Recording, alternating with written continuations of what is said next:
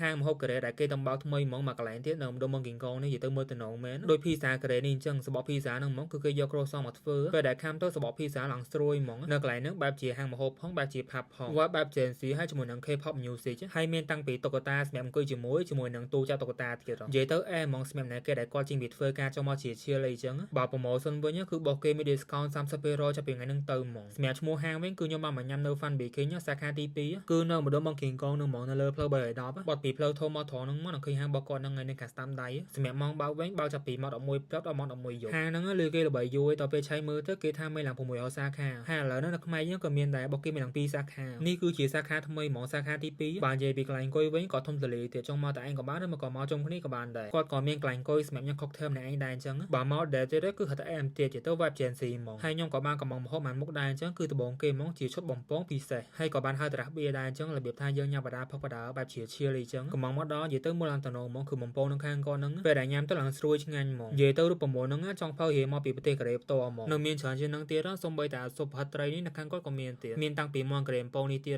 ដាក់បានពីរសជា